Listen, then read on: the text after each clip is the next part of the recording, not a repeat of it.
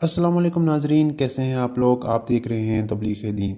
ناظرین، جیسا کہ آپ کے علم میں ہوگا کہ آج سے 1 سال قبل مولانا طارق جمیل نے اسلام آباد اجتماع میں ایک بیان دیا تھا جو کہ بہت زیادہ کنٹروورشل ہو گیا تھا۔ اس بیان میں مولانا نے اپنا اور اپنے استاد کا ایک واقعہ نقل کیا تھا کہ وہ اور ان کے استاد ایک اہل تشیع سے ملنے گئے اور اس اہل تشیع نے حیرانگی سے یہ پوچھا کہ مولانا، کیا آپ ہمیں مسلمان سمجھتے ہیں؟ جس کے جواب میں مولانا طارق جمیل کے استاد نے کہا کہ جی ہاں، ہم آپ کو مسلمان سمجھتے ہیں۔ ہم گئے مولانا غلام محمد صاحب رحمۃ اللہ علیہ کا جنازہ پڑھنے۔ مولانا جمشید صاحب رحمۃ اللہ علیہ میرے ساتھ، وہ بہت جلالی تھے لیکن مجھ پر ان کی ہمیشہ شفقت رہی، محبت رہی۔ جب جنازے سے فارغ ہوئے تو بلال مسجد کے سارے پرانوں کو بلا کر کہا، شورا کو، کہ میں نے بریلیوں سے بھی ملنا ہے، اہل حدیث سے بھی ملنا ہے، شیعہ سے بھی ملنا، مجھے لے چلو۔ ان سب کو ملتے ملتے ہمیں شام ہو گئی۔ اب بریلیوں کی مسجد میں گئے، انہوں نے اکرام کیا، اہل حدیث سے ملے، انہوں نے اکرام کیا، اور سب سے زیادہ خوشی کا اظہار شیعوں نے کیا۔ مولانا، ہمارے پاس جگہ نہیں، آپ کو کہاں بٹھائیں؟ آپ نے ہمارے ساتھ کیا کر دیا؟ آپ ہمیں مسلمان سمجھ رہے ہیں؟ کہا میرے بھائی آپ مسلمان ہیں؟ وہ بیچارہ آنکھوں میں آنسو آ گئے، کہا سارے لوگ تو ہمیں کافر ہی کہتے ہیں۔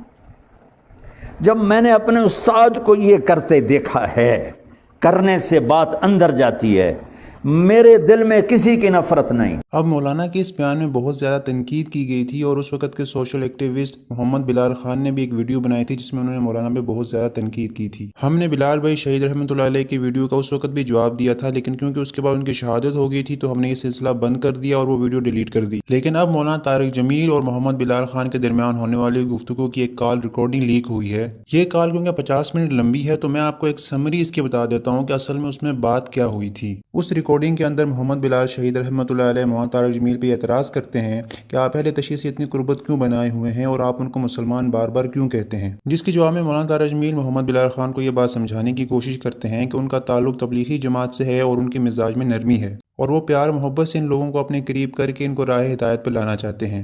السلام علیکم۔ وعلیکم السلام ورحمۃ اللہ۔ جی بیٹا، میں طارق جمیل بول رہا ہوں۔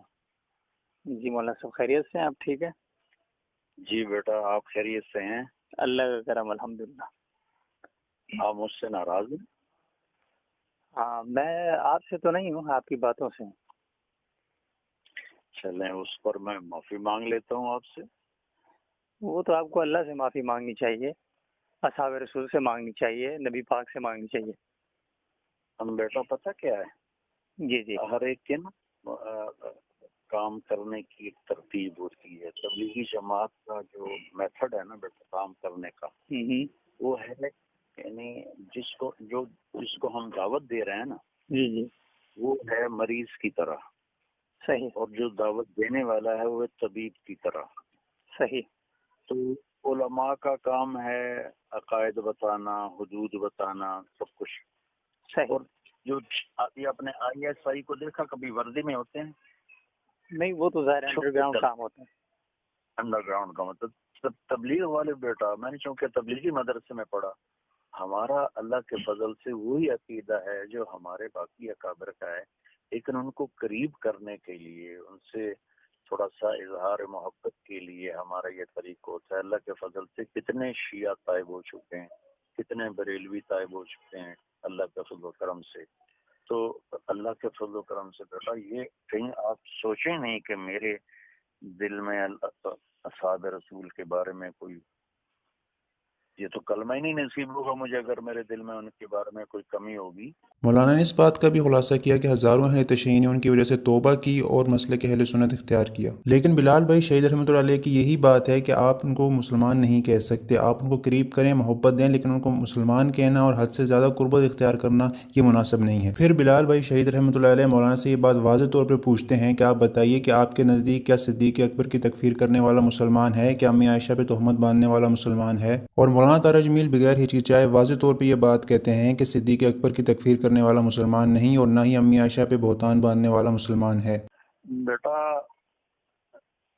ہو سکتا ہے مجھ سے کوئی ایسی غلط بات ہو رہی ہو، لیکن اللہ کے فضل سے مجھے اللہ کی ذات سے امید ہے کہ میں نے ہزاروں شیعوں کو توبہ کرتے دیکھا ہے، میرے پاس آتے ہیں، توبہ کرتے ہیں اور چلے لگاتے ہیں، 3 چلے لگاتے ہیں.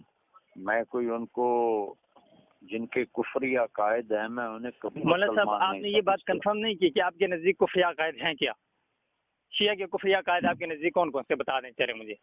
بیٹا جو قرآن کی تعریف کا قائل ہو، جو صدیق اکبر کے کفر کا قائل ہو، جو حضرت عائشہ پر تہمت لگائے. لیکن پھر مولانا طارق جمیل اکابرین کا کچھ حوالہ دے کے یہ بات کہتے ہیں کہ ہم سب شیعہ کو کافر نہیں کہہ سکتے، شیعہ میں اچھے لوگ بھی ہیں اور برے لوگ بھی ہیں. ایسے لوگ بھی ہیں جو ابھی تک درجہ کفر تک نہیں پہنچے اور ایسے لوگ بھی ہیں جو درجہ کفر تک پہنچ چکے ہیں. بیٹا بات یہ ہے کہ مفتی شفیع صاحب رحمۃ اللہ علیہ ہمارے بڑے اکابرین میں سے. جی جی. حضرت مولانا رشید احمد صاحب گنگوہی رحمۃ اللہ علیہ سب سے بڑے اکابر میں سے.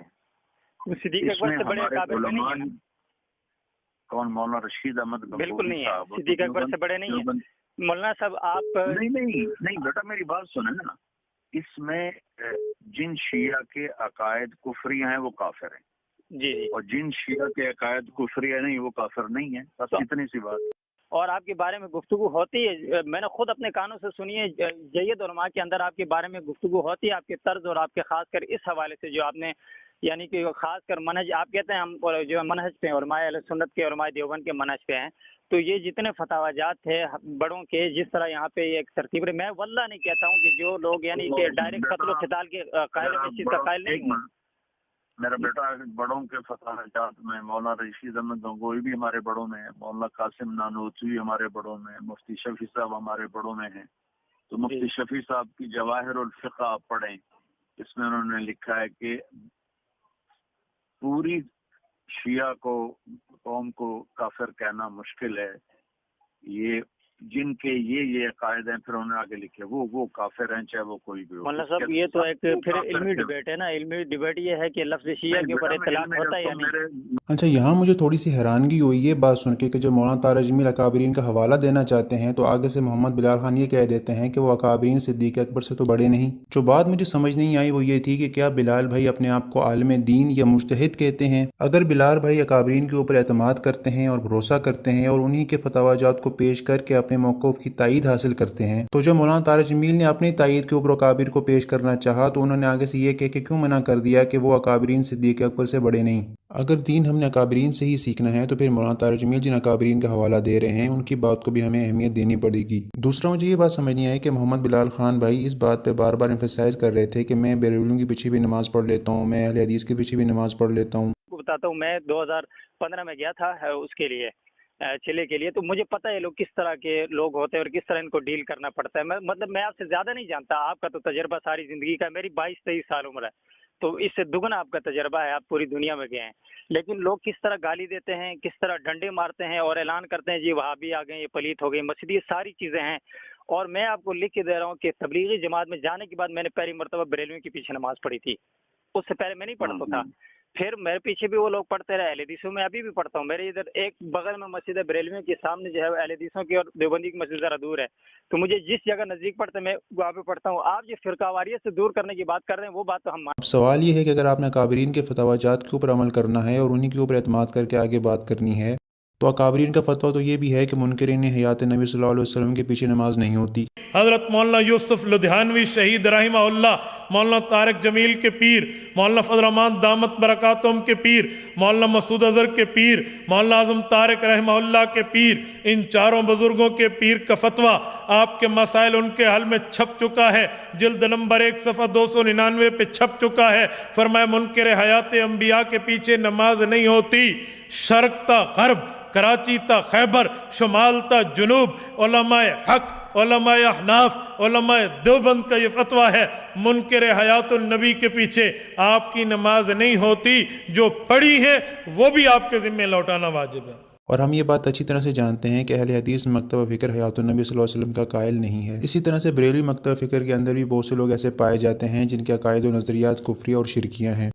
ایک مسجد میں تبلیغ کا کام تو خیر ہوتا ہے لیکن امام وہاں کا بدعتی ہے. میرے بھائی یاد رکھو کہ بدعتی کے پیچھے نماز نہیں ہوتی.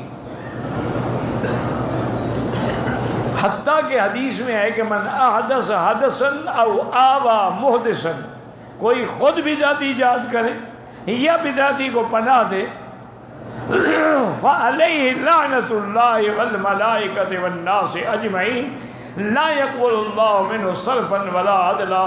اللہ کی لعنت، فرشتوں کی لعنت، اللہ اس کے فرض نفل کوئی عبادت بھی قبول نہیں فرماتا.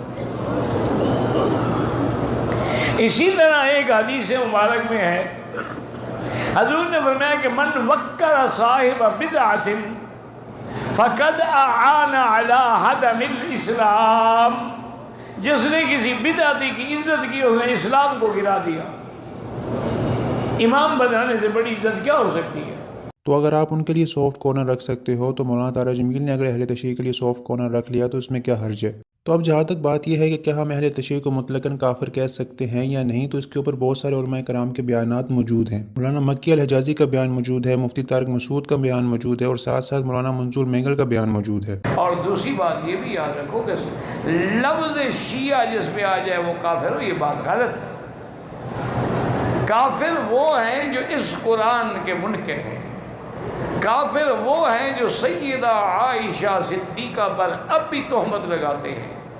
کافر وہ ہیں جو صحبت سیدنا ابی بکر کے منکر ہیں، وہ تو پکے کافر ہیں، کیونکہ سباب المسلم فسوق و قتالہ کفر. لیکن شیعہ میں تو سینکڑوں قسمیں ہیں، سارے تو کافر نہیں ہیں. تو اس لیے بھی ان کو مجموعی طور پہ کافر نہیں کہا جا سکتا. مولانا منظور مینگر نے اپنے ایک بیان میں یہ بات واضح کی کہ سارے اہل تشیع کافر نہیں ہیں. امام شافعی رحمۃ اللہ علیہ وہ بھی فرماتے ہیں کہ میں بھی پنجتن پاک کو اور آپ صلی اللہ علیہ وسلم کی آل کو میں ترجیح دے رہا ہوں. ان کان حب محمد ان کان رفض حب آل محمد. اگر رافضیت اور شیعت اسی کو کہتے ہیں کہ آل محمد سے محبت رکھنا یہ شیعت ہے تو فلیشہد الثقلان انی رافضی. تو پھر جن اور انسان دونوں کے دونوں گواہ رہے ہیں کہ میں رافضی ہوں. یہ رافضی شیعہ کے معنی میں میں عرض کر رہا ہوں کہ شیعت سے ہمارے اتنی لڑائی نہیں ہے. شیعہ کو تو کافر نہیں کہیں گے، شیعہ کو کوئی کافر قرار نہیں دیں گے، اس لیے کہ شیعہ تو اصل میں وہ ہوتا ہے کہ جو حضرت علی کو حضرت علی کی فضیلت کے قائل ان کو ترجیح دے رہا عثمان پر، اس پر بھی شیعت کا اطلاق کرتے ہیں. اس کو کافر نہیں کہیں گے، اس کو بدعتی کہیں گے، اس کو ضال کہیں گے، اس کو مضل کہیں گے، اس کو فاسق کہیں گے، لیکن یہ کہ اس کو مرتد نہیں کہیں گے، اس کو کافر قرار نہیں دیں گے. اس وقت آپ نعرہ لگا رہے کہ شیعہ شیعہ کافر کافر شیعہ کافر. شیعہ کافر نہ کہو بلکہ آپ کہو رافضی کافر. آپ میری بات سمجھ رہے نہیں سمجھ رہے؟ شیعہ کافر آپ نہ کہیں، اس لیے کہ شیعہ تو بخاری کے اندر بھی روایت موجود ہے اور اس طریقے پر دیگر کتابوں کے اندر شیعہ آپ کو ملیں گے. اگر کوئی مولوی ٹکراتا تو کل میرے پاس آ جائے، علامہ مذہبی کی ڈھیر لگا دوں، حوالے آپ کو دکھا دوں. ایسا مسئلہ نہیں ہے. شیعت کی بات میں نہیں کر رہا ہوں، شیعہ نہیں رافضی. لیکن سوال یہ ہے کہ اس زمانے کے اندر کیا شیعہ موجود ہے؟